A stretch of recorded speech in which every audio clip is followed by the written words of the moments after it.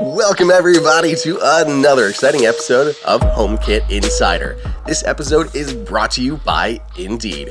You've got me, your host as always, Andrew O'Hara. Joining me once more this week is Wes Hilliard. How you doing, man?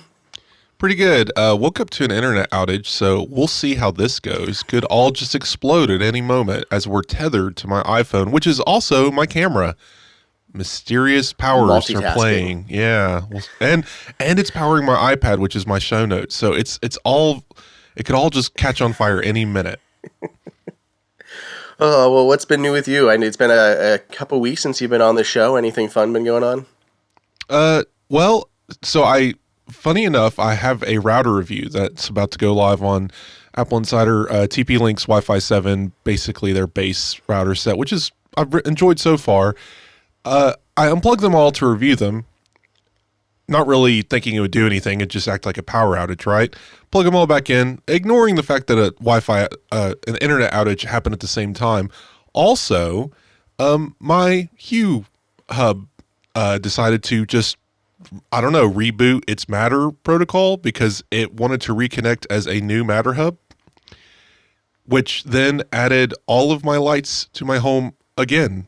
So I had to go and delete the original Hue hub. That's a bug. They fixed it on the new beta. Oh no. Well, I had to re-add everything and rename it and re-add it to all my scenes, which is very silly, but it took, 15 minutes and I was done. But still, just like, why? Of course, of all the things to have, just lesson learned, never unplug the routers again. So that's what you get. Mm-hmm. Well, I'm back here. We're, back in the studio again. It was really fun. I don't know if you caught last week's episode, Wes, but it was really fun to actually sit and talk with Andrew Green from 12 South, a little bit about working with Apple and the standby mode and all that kind of stuff. It was fun to record from their office, but it also is a glass bowl. So we did the best that we could. My friend Rachel, she tried her best with the audio to make it sound as good as possible, and it sounds a lot better than what it did when we recorded it. I've heard worse. Let me put it that way. It was fine. I could hear what you guys were saying, and I mean, I wouldn't put it in like 3D audio surround sound in your car or anything because you might get your car might explode. But otherwise, it was a good show. I enjoyed the conversation. Yeah, it was definitely a fun chat about everything. And then, back into things, back at home, I ended up spending, I swear, like 2 hours at my grandmother's house trying to set up a robotic vacuum cleaner for her. She picked up the Switchbot K10 Plus because she wanted like a little bitty RoboVac, and that's the first time that I had played with one of those in person, and it is adorable. It is so tiny and cute, but at the same time, I could not for the life of me figure out how to update the firmware. It just kept showing me the firmware, and I could not figure out how to, I knew it wasn't the latest version, and I'm like, where is the firmware? Why can't I update it? So I went around for like 20 minutes, but I was also trying to get home to bring food back for Faith. So like I was rushed through the whole thing, but yeah, I've been living in a lot of robotic vacuums lately. I have a question. So I'm actually trying to get a hold of a product for review later, a robotic lawnmower. Have you ever checked any of these out? Many. Yeah, so this one has a boundary wire, which makes me sad inside a little bit because I almost would rather mow the lawn 17 times this summer than have to stake the ground with a wire one time to save me the trouble. But other than that, it looks cool. I don't know. I'm going to try it out. But it makes me wonder, will we see Matter-enabled robotic lawnmowers? Because it's basically a vacuum cleaner. Yeah. I really do think we will. I think that's been a trend, right? Like that we've seen recently in the world of smart home. I feel like all the companies together, like, well, we've got a lot on the inside. What can we do on the outside? Because we've had new Matter outdoor motion sensors, I believe. Onvis maybe came out with one of those. We had a car launching its G5 Pro camera, which is also like an outdoor home hub and Thread border router and everything to extend that stuff. We have the Eero outdoor Wi-Fi range extenders that are pretty nuts. TP-Link has one too. Yeah. Yeah. So there's been all these new outdoor smart things. A grill. I'm testing a grill soon that has these smart features and an app connection. And it's just like all this outside stuff that I'm going to have to start figuring out how to get power to. So that's going to be interesting. But no, I'm with you. I just want more things in my home app. I really do. I've talked about this before. Put my toothbrush in there, right? Like, Why not? Let's go get everything into the home app. Lawnmowers, robot vacuum cleaners, grills, just the routers, HomeKit routers. Who ever heard of them? That Yeah. would be cool. Yeah. Don't even get me started on routers again. But I did a whole video breaking down the C1 chip and how I still wanted routers, and I had so many people in the comments saying, "Yeah, Apple should bring back the airport routers." I'm like, I know it. Hmm. Well, I've also been testing. I've been trying to test robot vacuum cleaners in Matter, and I'm very excited. And it's been a process because things aren't out yet. Nothing is out yet, really. So I don't have anything fun Just to zero share support. yet. But maybe by next week's episode, I can actually talk about getting these running and for sure what you can and can't do. But it has been a process. So it won't be once it's released, just, working hard to try to find what is actually new before it releases. And I feel like I'm going to get to the bottom of it by the time we release in April. That's how long this is going to take me, and I could have just avoided the whole thing. But that's what I do for all of you out there. Well, we should probably get into the news, Wes. We should Maybe. probably get into the news. Starting out, Mac rumors, as they usually do, dug through the code inside of iOS 18.4, the latest beta, and they found even more evidence of Apple's smart home hub. Shocking. They found out that ChatKit, one of Apple's frameworks, has been added to tvOS 18.4. And why would you need ChatKit on Apple TV? So that's the framework that allows, that works in iMessage and does things like tapbacks and things like that. Not a feature supported on the Apple TV, but theoretically, that would be a great feature for some sort of smart home hub that is based off of tvOS. So just Clearly, we're going to get iMessage on the Apple TV. That's what this is about. I think that's what this means. Yeah, Yeah. a full. Yeah, and then you'll actually use your phone in front, and then it'll use eye tracking that they pull from Vision No. Pro, and you'll just stare at your TV to type on the keyboard. That's how it's going to work. You'll buy a Microsoft Connect, and then you'll use your hands to gesture at the TV to type on a giant keyboard. Did you ever watch Community? No, I need to, though. Oh my God. Okay, first off, one of my favorite shows, but they really made fun of VR. I mean, this obviously was years ago now, but the dean gets this ridiculously bulky, stupid VR headset with giant gloves, and every single thing he needs, like to delete a file, he had to climb a virtual file cabinet and open a drawer and remove this massive file, and then run it over and then throw it away. And he's like, I am all powerful. And it just feels like that, like so unnecessarily, draining. It was great. It was so good. Yeah, it's So the yeah, future. that's coming. Why not just make everything harder for us? Yes. Well, it would be easier if we had a home hub just to centralize everything in our homes. I'm really Maybe excited soon. about this device, and I'm still of the mind that we're going to see it sooner rather than later. We got one rumor saying that it was going to come later in the year or early next year, and I'm denying that rumor. I'm going to ignore it because everyone else said it was either first half or mid 2025. Okay, so this is my only thing. Only thing. I think for this to not suffer at launch or at announcement, Apple needs this new version of Siri. And the news that we got even this week is that is not ready yet. It wasn't 18.4. I'm not saying a whole LLM like chatbot version of Siri, but the more powerful one with app intents and everything like that. Yes. And that sounds like it's coming in 18.5. We discussed this on the Apple Insider podcast. I don't think the timeline really changed. This is one of those weird things where the point number of an OS release is kind of insignificant. It's just the next release number.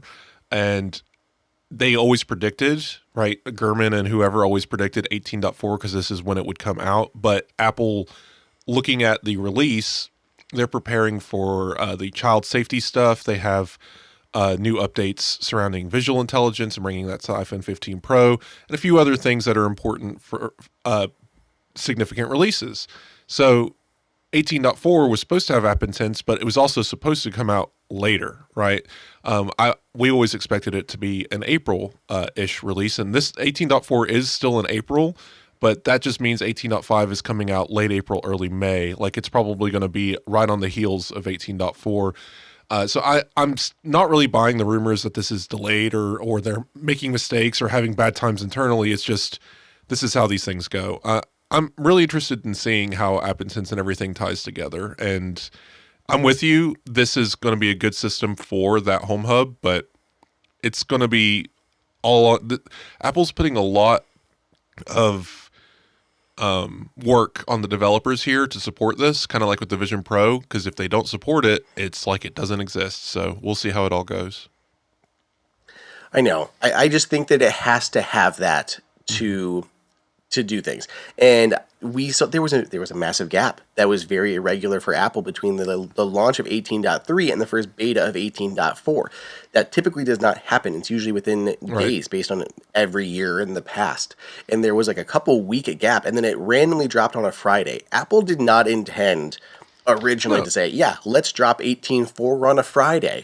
So there was clearly something going on, and I would believe Gurman that Apple was intending to launch it with the beta version of Apple's Assistant, and it had to strip it all out, which pushed it back a little bit. Maybe. Whether or not it's a month or so behind, but that's all I'm saying, is that it's a little behind.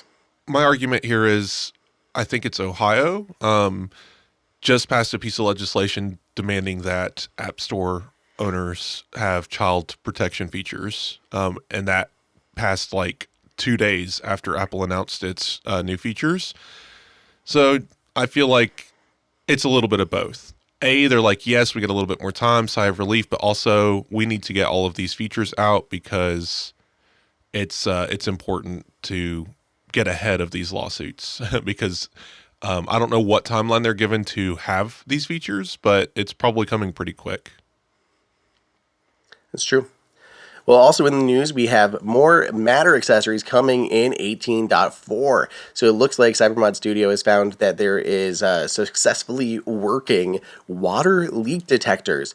Once again, we know that water leak sensors are part of HomeKit or Apple Home, but they were not supported if they were Matter accessories. He has gotten them successfully working, so now we know we have robotic vacuum cleaners, we know we have smoke detectors, and now we have water leak sensors that are all Matter and working in 18.4.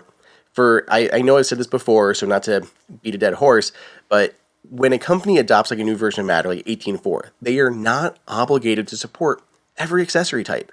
So Apple coming out and saying, we're going to support not 18.4, or sorry, not 18.4, but Matter 1.4, they don't have to support every other accessory in there. Instead, they said, we're going to support robotic vacuum cleaners. Eventually. That was what they announced with 18. Right. So we have no idea what, if any other accessories that they're going to be adding from Matter 1.2, 1.3, or 1.4, because there were several versions that have been added. So Matter vacuums were in 1.2, with a subsequent addition of the surface area clusters in 1.4, and Apple seems to be pulling both of those parts, but we don't know if we're going to get any other accessories from 1.4, 1.3, 1.2. Doesn't it? My still personal theory is that Apple's going to give us a lot of this because it's going to launch with this home hub, and they're going to announce a bunch of new accessory support, but we'll see. Yeah, I feel like this year we're going to see a huge push forward in accessory compatibility and Matter with Apple Home. But doesn't it feel like we were supposed to be not doing this? Back when Apple announced HomeKit, for example, it was kind of supposed to fix this and not have to deal with all these compatibility issues and rolling out piece by piece. And then HomeKit, I guess, never took off properly, and Apple did help build Matter and all of that, and the HomeKit systems and encryption and all of that's involved here. But it's also now reliant on this large ecosystem of different manufacturers and different things trying to adapt these features. And we're back to square one again, which I think HomeKit was trying to prevent, if I remember correctly. They just kind of wanted it to be dumb plug and play for the users that didn't have to think about this stuff. And now here we are talking about, well, which Matter version are you on? And which features are they adopting? And I just feel like it should never have been this complicated. We shouldn't be talking about when are we getting robot vacuums. We should be talking about when are we going to add literally everything in our home to Apple Home. I know I keep coming back to that, but it doesn't feel like it should be this complex. I understand that the systems behind Apple Home have to all communicate, and there's Thread and there's all these different intersections, and they have to use Apple TV as a base computer to make these things happen. But there's a disconnect here. Is it one guy working at Apple on all this Apple Home stuff? I just don't understand. Yeah, I mean it's totally that's very much a problem that we have delved into a lot on the podcast. But basically, the way my understanding is, so there's the CSA, which is made up of like I think over 100 member organization or hundreds of member organizations, whatever it is. It's a lot, and they all get together and like these are like our big projects that we're going to try to work on, and individual companies can really kind of lobby for their stuff. So maybe security systems, right? If ADT really wanted security systems to be in Matter, they could really push for that. And as a member organization, they can devote dev time and people and resources to making that happen and getting it into these Matter releases. But it's really driven completely by those member organizations. Like there's no one who works like at Matter or at the CSA as like a specific company that's just doing all of the work. It's literally all the individual organizations who are working and contributing together to make this stuff happen. And if any of them feels a certain way about stuff to try to get those done, it can. So that's why I think it's a problem of some of the smaller accessories. We may not see a huge push from them because we need the organizations that make those products to lobby for them and to say, this is what we need, this is what we need, this is what we don't need, things like that. And I think it's definitely a hard thing. And we're weighing stuff here. It's like, okay, do we just want, all the separate ecosystems like we've had in the past? Or do we want to actually do something where everything's going to play together and work nicely and we're all on the same page? That sounds better. But to get there, it's very hard. And I think right now, it's still the beginning. We're only a couple years in and they're still adding devices. We need to get to a point where it's like not so much about adding devices, but improving it and adding additional features and layers and stuff like that. They just need to support all the devices, which is what they're still just working through. Because things like cameras are ridiculously complicated, especially for everyone to play together with. Just a little bit of growing pains. Yeah, agreed. Well, if anyone saw the Amazon stuff, I know I talked about it with Andrew Green a little bit, but as him and I were both dismayed about the lack of new hardware, apparently that was a sentiment shared by many others because it was going around on social media that people were like, that was it? A whole giant press conference for basically a paid version of Amazon's Assistant? Well, they kind of not walked it back, but I think it was the CEO who says beautiful, that's in quotes, beautiful new hardware is coming this fall. So that's what you guys can expect in terms of new hardware for Amazon. If you really wanted some new, Amazon Assistant enabled products to take advantage of the new version of Amazon's Assistant, you can look forward to seeing that in the latter half of this year. I think that's going to be interesting, especially as Amazon, Google, Apple start to really increase adoption here and add more device types and everything like that to kind of bring everything up onto level with each other. Right now, it's like Samsung is the only one who's adopted everything. Like they're way ahead of everyone right now. Yeah, Samsung so Apple and others definitely need to play catch up. Samsung has at least 2 employees working on their adoption, so they're a little ahead of everyone else. Everyone else sticking with that one employee there. Yeah, the Amazon announcement, I just wanted to say, it's so silly, because cool. I love pre-recorded demos of technology that no one else can use right now, and then everyone going to write about how amazing this is and how behind Apple is on a thing that nobody's used yet. So we'll see how it all works. I'm interested in this Alexa Plus thing or whatever it's going to be.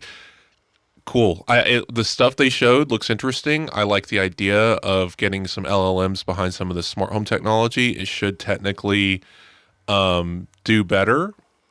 I am just now getting notifications for 30,000 things coming online because I think my Wi-Fi finally returned. Wow, we're seeing this happen in real time, folks. Yeah. So this is what it's like for your entire house to come back online. Yeah, so many cameras and doorbells and home hubs coming online right now. But I'm interested in seeing what Amazon does here. Of course, they've been around just as long as Apple in this space, if not a little longer, and they got to make the move. I kind of honestly thought that name was going to die and they were going to replace it, but maybe the brand recognition was too strong. It's just like with Apple and its smart assistant. I don't know. We'll see. I want to know when it all rolls out. Is it all coming next week? Because then yeah, maybe Apple is a little behind, or is it coming throughout the year? Then they're more on the lines of Apple. I just always find it funny when you see all these headlines. Look how bad Apple is. It's just like Apple announced their initiatives last year and they're rolling it out slowly over the last year. And then Amazon suddenly has a press conference showing pre-recorded demos and Apple's behind again. I'll never understand that. We'll see. I'm definitely going to test something out, but it launched this month for what it's worth. So it could be next week. It could be the week after that, but they say it's coming in March. So we'll have to see how that actually holds up. Well, before we get into the rest of the news, it's time to take a break, thank our sponsors for the episode. So going online without ExpressVPN is like leaving your laptop unattended at the coffee shop while you run to the bathroom. Most of the time, you're probably fine. But what if one day you come out from the bathroom and your laptop's gone? I actually really resonate with that because I have had this exact thought of like, man, I really got to run to the restroom, but I also don't want to leave my laptop here. It's like, I'm probably fine. But more often than not, I can't do it. I can't do it because it's too risky and I won't do it. So every time you connect to an unencrypted network, whether it is in a cafe, a hotel, an airport, your online data is not secure. Any hack on the same network can gain access and steal your personal information, things like passwords, bank logins, credit card details, all of that stuff. I will say I travel a whole lot and it makes me very nervous. Like I keep close eye on everything. I keep air tags, in my bags to know where they are. And like tethers when they walk away. I even have like a new one right here that I'm testing for luggage that'll like beep if someone tries to run away with it. All this kind of stuff. And the same thing goes for my internet traffic. I don't want to, it just seems risky for the sake of being risky. So I always make sure I'm using a VPN when I'm traveling and using those unencrypted free Wi-Fi hotspots. It doesn't take much technical knowledge to hack someone, just some cheap hardware. A 12-year-old could do it. I mean, it's a smart 12-year-old, not like your average one, but like a smart 12-year-old could probably figure it out. And hackers can make up to $1,000 per person selling that information on the dark web. ExpressVPN stops that from happening by creating a secure, encrypted tunnel between your device and the internet. There's lots of things to love about ExpressVPN. Of all the ones that are out there, it is super duper easy to use. It is tested by so many people. My favorite thing is that it works on all of your Apple products. Like there's native apps for everything from your iPhone to your iPad to your Mac to even your Apple TV. You can put ExpressVPN on your Apple TV. So if you were taking it with you and you wanted to, still be able to log in and watch stuff, or you're worried about geofencing, ExpressVPN can help with that. So that's really neat. It's rated number 1 by top tech reviewers like CNET and The Verge.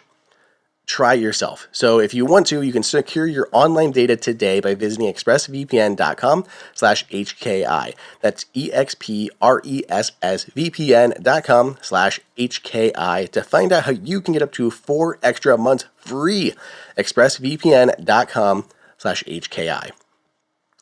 So moving through the news, Ikea seems to have some new sensors coming on the way. According to once more, Cybermod Studio has found this in the regulatory databases, but Ikea is getting ready for a new matter over thread temperature and humidity sensor. So notably, this will be their first direct to matter device, not requiring one of their hubs with very, sounding names.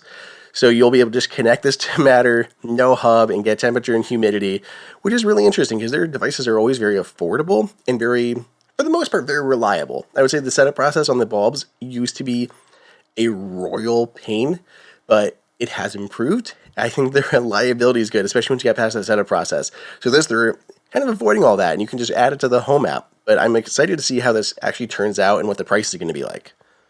Yeah, I mean, I visit IKEA twice a year because we don't have one around here. But if I make it to Virginia Beach, I'll usually go to their location. And it's nice to know that soon maybe there'll be a Matter standard in more of their devices where I can just pick up whatever smart thing and know that I can take it home without a hub and hook it up and not have to worry about it. And IKEA makes some cool stuff, so it'll be nice to have it make it to more of its devices.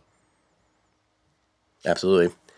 Ecobee, they finally have it out. Their Essential Thermostat. So the Ecobee Essential Smart Thermostat is available. This thing comes in at $129.99, so a pretty darn affordable price for an Ecobee thermostat. We saw this at CES. I got to play with it in person there, and it was pretty solid as far as smart thermostats go. Supports Apple Home directly. There is no Matter support. If that matters to you, probably not. There's not a ton yet you could do with the Matter side of things, and at least it's working natively in Apple Home. The only reason that I would want to see Matter here is if you did have a secondary home hub type device that is not Apple's upcoming home hub, and you wanted to be able to show like the temperatures in the rooms or things like that, or control it. That would make sense, like maybe like the Ecaro one when they start opening it up to support other Matter accessories. That would be the only limitation, but for someone who's looking for like the most affordable Apple Home enabled thermostat, I don't think that's going to be a huge downside.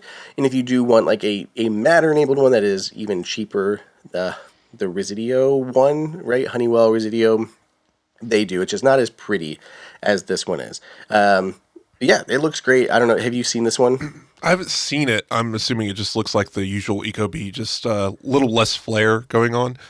The front of it looks the same, except it has a white body that's plastic versus the metal. I mean, that's the biggest difference visually from the others. I had the Ecobee. I think they changed their names a lot, but it was like maybe the Ecobee 3. I've had it for years, and it finally died. I think a short in the HVAC unit killed a sensor or something in the actual thermostat, because we had to troubleshoot, bring a whole guy out here and everything, and ended up being the thermostat. So it was fine. Years and years of service. It literally, I think like 2016, I've had this thing. So finally went and bought the new one, and it turns out, so I got the fancy high-end Ecobee, and it has the air quality sensors, which is nice. None of it's exposed to HomeKit, which sucks. I wish Ecobee, I don't know why it's not. I'm sure they could. Air quality sensors are part of HomeKit, but everything else works. But looking at this essential version, it's like, well, if it does the thermostat controls and can tell me the temperature of the room it's in, that's all you really need for HomeKit. The air quality stuff is fine, but it costs you like $100 more just to get it. So this is, good basic entry Apple HomeKit kind of device, if you're looking for it. Hopefully, maybe people like us who spend a little extra money to get those other sensors will get to add it to HomeKit at some point. But at least it still gives me notifications through the app. So. Yeah, that's true. So this one, it does not come with any of the room sensors, though it supports them. So you can pick up room sensors separately and add them to this if you want to, as well as like the door sensors, all of that. So those are supported, just not included in the box like they are with the premium version. That's their most high end at like $249 or something. And then at $199, I think they have the enhanced version. Still metal, still looks really nice. The biggest things you're going to lose out against the high end versions is you're not going to have the smart speaker in there, because you can actually use the Ecobee as a AirPlay speaker, and you can use it as a Apple Assistant. It's basically a HomePod, because you can ask it questions. It'll relay that question through a HomePod and use this as a smart speaker, which is fairly handy. So that's cool. You're going to have that. And then the air quality sensors, as you mentioned, it also doesn't have, I think, like this LiDAR or whatever sensor in there that detects as you approach and like changes the display. I don't think that is in there. So that's another small difference, but core functionality is fine. So definitely reliable and more affordable. I definitely like the AirPlay destination and smart assistant that you can do with the more expensive Ecobee. It's interesting. It comes in handy. The other thing, yeah. Since we're talking about Ecobee, I just figured this out finally. Who was I talking to? It might have been the folks at Ecobee, quite honestly. But no, it was. I was talking to the Ecobee people at CES, and I had not got to try this until now. But originally, I had my smart Ecobee thermostat, doorbell. And I had it set up so that when someone approached the door, I got an activity notification on my Apple TV. Popped up and was beautiful. Problem was, it happened nonstop. Like every little freaking movement was blowing up my Apple TV, motion detected, motion detected, motion detected, and I had to turn it off because it was too much. And I'm like, this is ridiculous. I don't know whose fault this is, Ecobee or Apple's, but we need to be able to have a better system for this because it's too much. And I was talking to them about it, like, that's not right. Like, there's definitely, that shouldn't be happening.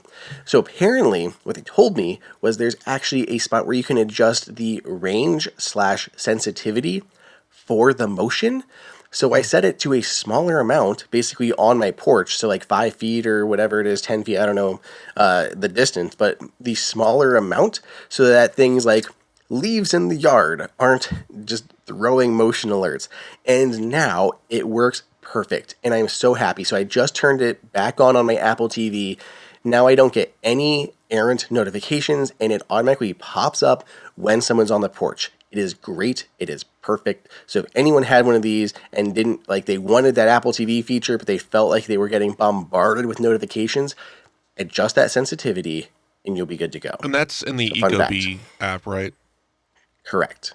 Because there is a notification zone setting in Apple Home, but you're talking about sensitivity versus what it's scanning. Because for my doorbell, it can see chimes in the like far left corner, but when it gets windy, those chimes move, and that becomes a package or a person at my door. So yeah, definitely like Ecobee side, adjust your sensitivity, but also remember that you need to make sure that you're closing in the area that you're scanning. Like if it can see a sidewalk, maybe like a street side sidewalk, maybe lower the range of where it's looking to just your sidewalk or your yard or your porch. So that way you're not just capturing everything in view and guaranteeing that you're going to get 100 notifications a day. Absolutely. Well, we have more news to get to, but let's take another quick break to thank our second sponsor for the episode. It is Indeed. So prior to this, I actually worked as a director of or manager, digital marketing manager, whatever. And part of my job was hiring people for the team and make sure that I could find the right people that made sense. And I had never had to deal with on this level of actually dealing with hiring, and it was a royal pain. The amount of resumes that we got and all these different ways and having to read through stuff like very specifically just to weed out basic ones that seemed like they were submitted by bots or didn't even make any sense. It was a whole process, and I feel like I wasted so much time just trudging through all of this stuff, trying to find the right candidates to even move on to the next round. And I feel like something like Indeed would have been perfect for that. You could actually find people who make sense, who qualify for your job, get the best candidates surfaced to you that you can look over and reach out and move the process along and not be drugged down, not waste time. You need to go quickly and you need to get these people before they're hired into another job. There's so many people hiring right now that you need to be able to find your person and get them before they just take another job offer or are swooped away. You could even go through that interview process and they're already gone by the time you actually want to hire them. And then you have to essentially start all over. So Indeed can help with all of this stuff. Stop struggling to get your job post seen on other job sites. Indeed sponsored jobs help you stand out and hire fast, which is even better. With sponsored jobs, your post jumps to the top of the page for your relevant candidates so you can reach the people you want faster. And it makes a huge difference. According to Indeed's data, sponsored jobs posts directly on Indeed have 45% more applications than non-sponsored jobs. So there's a whole bunch of reasons to try this out. And with Indeed sponsored jobs, there's no monthly subscription or long-term contracts. You only pay for the results. How good is that? If it doesn't work for you, you don't pay. But if it does, you found the candidate and it was worth it. I love that. And how fast is Indeed? In the minute that I have been talking to you, 23 hires were made on Indeed, according to Indeed data worldwide. I always like those fun little stats, like, by the time I was doing this happened 23 times. Awesome. There's no need to wait any longer. Speed up your hiring right now with Indeed. And listeners of this show will get a $75 sponsored job credit to get your jobs more visibility at Indeed.com/HomeKit. Just go to Indeed.com/HomeKit right now and support our show by saying you heard about Indeed on this podcast. Indeed.com/HomeKit. Terms and conditions apply. Hiring, Indeed is all you need. Well, we talked a little bit about robotic vacuum cleaners and doorbells, and we have a little bit more about that. But Switchbot has a new product out, and it's not a vacuum cleaner this time. They have self-trimmable smart shades, the very first self-trimmable smart shades. Have you ever had to like buy shades and trim them yourself, Wes? No, we have some ugly curtains, and that's about it. Well, when we got our home, I did get a lot of smart shades, but there's a few rooms where I'm like, I don't care. So I go to the store, and first off, trimmable shades are still not cheap. Like they add up very quickly, and then you take them and then you cut them, and then boom, like they were like honeycomb shades. A couple things. First, did not work that easily. The saw actually melted the ends of the shades, and then they were like sticking together, and I was like trying not to tear them as I like opened them, expanded them, so that was fun. Yeah. But also still not smart shades. These are only $200, and you can trim them after you buy them. And this is the way it works. You get them to your house. The headrail on top is adjustable. It slides like left and right to expand its width. So you set your width for your headrail, basically just put it in your window and make sure it fits. Once you get that set, you use a custom tool, a cutting tool, to put onto the fabric itself, and you like tighten it, but you rotate it around until the entire shade has been cut, and you're done. That's Nice. it. You can do it yourself. You don't need any power tools. You don't need to know. You don't have to do anything. You don't have to measure diddly. You can just do it in your home. Hold it up and boom, cut it yourself. They come in white and gray, so not a lot of colors. They do say you can change that color yourself because the smarts are all on the top. You just need to put a new fabric onto the roller, so you can always swap it yourself, but you're on your own to actually do that. They are battery powered. They get 8 months of use, and they support Matter when you connect them to a SwitchBot Hub 2. This is so cool. Affordable and trimmable. And Matter. There we go. Works in Apple Home. Yeah, this is definitely a good idea. SwitchBot's been having a lot of really good products lately. They seem to keep hitting it out of the park as far as like simplicity, and setup and ease of use and all this stuff. So this is nice. And $200 ain't bad. I mean, we have these kind of bay windows, these 3 large windows in our dining room.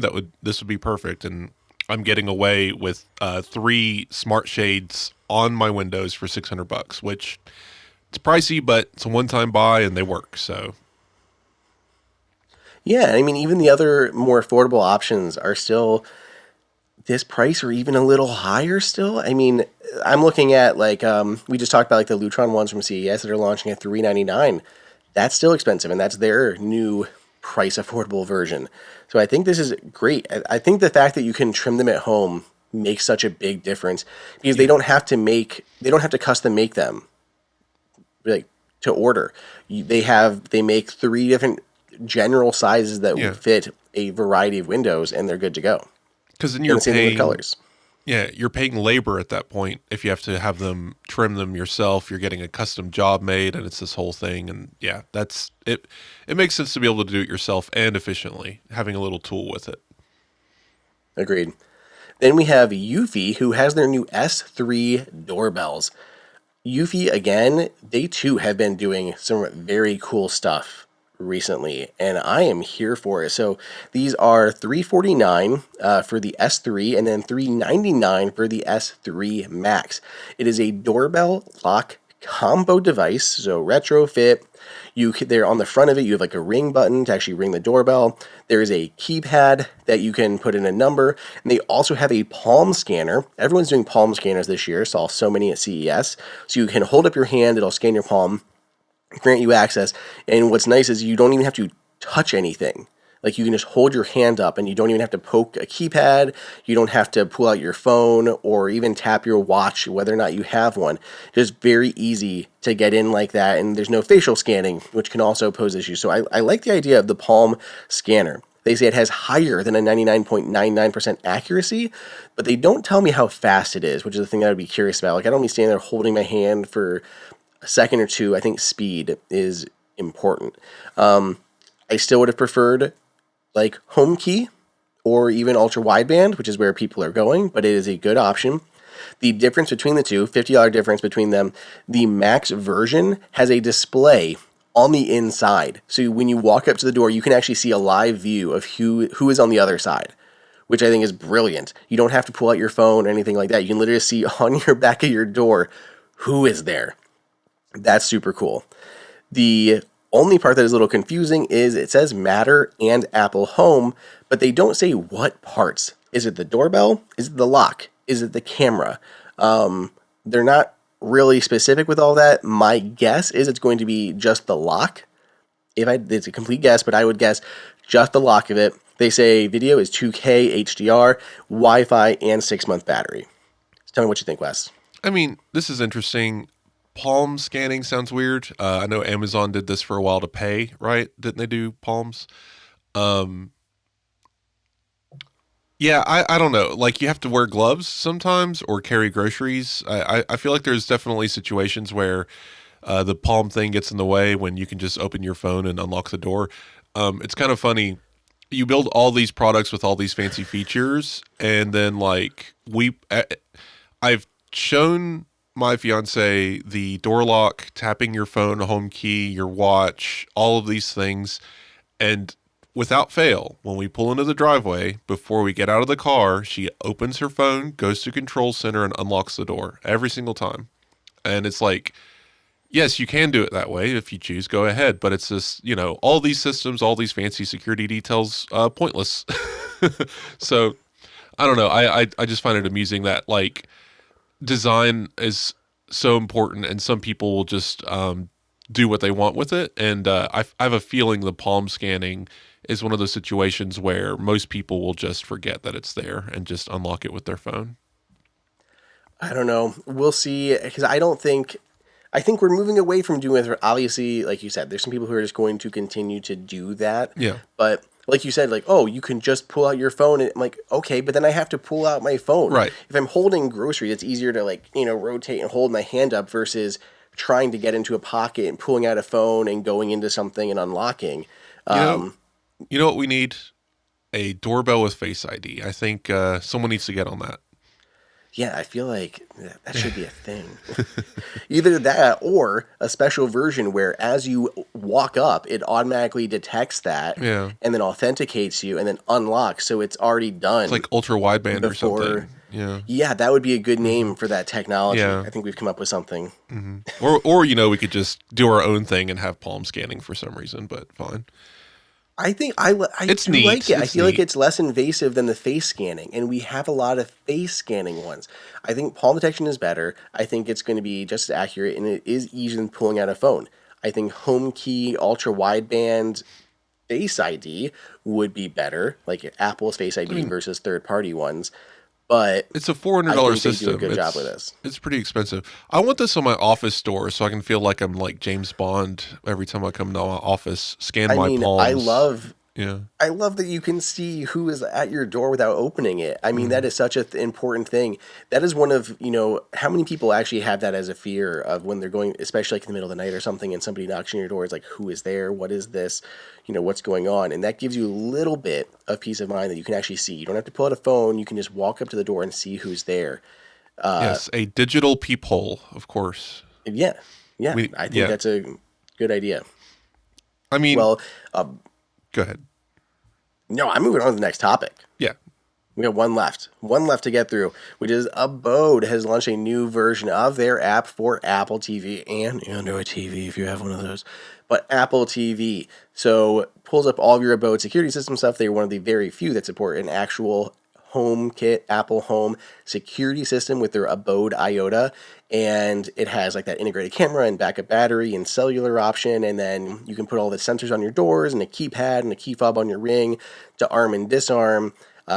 Works through Apple Home, and then like they have professional monitoring that you can opt into on even a weekend basis, I believe. But now if you have the Abode IOTA as well as any other Abode products, like they have other cameras and everything, all that can show in like one centralized interface on your Apple TV. The album artwork is like a picture of that, or the chapter artwork. I think it looks really nice. They did a great job here, and if you live in the Abode space, this makes sense. Of course, if you are using the Abode IOTA with Apple Home and doing everything through Apple Home, there are other HomeKit apps that would do similar things. So it depends on how much of the stuff you have in the space. I'm still really waiting for their long range camera that they announced at CES 2024.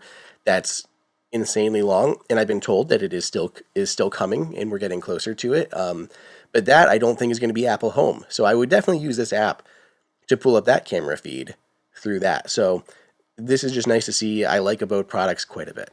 It kind of it reminds you that Apple doesn't have an Apple Home app for Apple TV. I know Nope. Control Center, you can go and see your cameras or whatever, but it does seem like an omission. It does, and even like when I was over at my grandma's house doing that stuff, I had to like to show her how to pull it up on Apple TV was ridiculous. Like she had to hold down her the TV button to open up the control center, then swipe over. Like she just wants an app to see who's at her doorbell. Like that's it. And it should be easier, but I it's recommend, confusing. while we're here, the Home Camera. Is that what it's called? Home Camera or Home Cam? That's it. Home Cam app. Hmm. It's perfect. It's just, it opens up and has a feed of your cameras, and you can set up custom controls to have like a 3-way feed or 2-way feed or whatever you want to set up for your cameras. Yeah, I agree. Oops. I mean, maybe Apple one day will actually develop an actual home app, or maybe they'll have a completely separate device that works as kind of like some sort of home hub that'll have some sort of native app and Yeah. a more full experience. They should get on that Always along a with that possibility. Face ID camera. Yeah, absolutely. What- And there was a lot of news this week, a lot of stuff to cover. A lot of I thought it was going to be a quick week. yeah, a lot of stuff going on. I mean, we're getting into that weird season, right? CES is over, but like we just had the whole the Mobile World Congress, whatever it's called, the Android side of things. But as we get into the spring, it's about to be just technology stuff over and over, and more announcements. So a slow trickle of news now while it's getting ready for the pre-announcements, but I expect it's going to be a busy year for this kind of stuff. Matter is growing. Apple, I think, with this Home Hub stuff, I'm with you. We're going to see a big rollout, maybe not now with 18, but with iOS 19 and WWDC in June. Could see a big step up in this space. I'm really hoping for a redesigned Home app with more details on like specific controls and systems. That UI it's so dated at this point. Like they really should be thinking about new interfaces. I was looking at it the other day, and wouldn't it be interesting if you could just kind of press and swipe on because they're little bars, right? The little, like your lights are just little bars in the interface. Let me just press and swipe on that to raise and lower the brightness. Why I have to tap all the way into it, go into the separate interface, swipe up and down, and it's this whole thing. Just feels like there could be more done here, and I don't know. Maybe we'll see. Yeah, I agree in a lot of ways. I mean, but I also see other company not like this is like a reason for Apple to do it, but I feel like we're seeing other companies do like copy this interface. I think Apple could do a little bit things that are a little more like delightful with it, like little animations and like kind of press and hold like Control Center. Like those controls work like that where you can press and hold and then slide like on your brightness or something. So that does like make it understandable, but I don't know. I actually like the look of It's the home app in general. it's not bad. It just needs to be there needs we need more customization, right? The wallpaper stuff not syncing is crazy at this point. They should not be at this level, not able to sync wallpapers. I don't understand why that's a situation. We need to be able to see more, like, show me the color information on the, like, what color is the light right now? Not on or off, like on, off, and color. We need more information on the tiles. Like, there's all kinds of stuff. Yeah, there's little things like that. I mean, I'm just looking for other basic things that I know I've complained about before, but automation's based on activity. So, like, right now, you can set, like, a camera detects motion and it triggers something. I don't want that. I want it to only detect people. And when it detects people, then trigger an automation. Like if my dog walks through the kitchen, don't turn on the lights for them. They don't deserve the lights. They can see fine. But when I come through in the middle of the night, I want them to turn on at 10% when it's in the middle of the night. Things like that, or even on like the front porch. Before, Like I tried to set it up where someone walks on the front porch, turns on the porch lights. Seems simple enough, except it can't do that because the automation is only when motion is detected, turn on the lights. So what would happen was if the lights were on or detects a person, whatever, it would trigger, the lights would turn on, then no one's there, so the lights would turn off. But the lights turning off caused like a slight delay, which meant that it was detecting motion again, and the lights would turn back on, and then it would turn off again.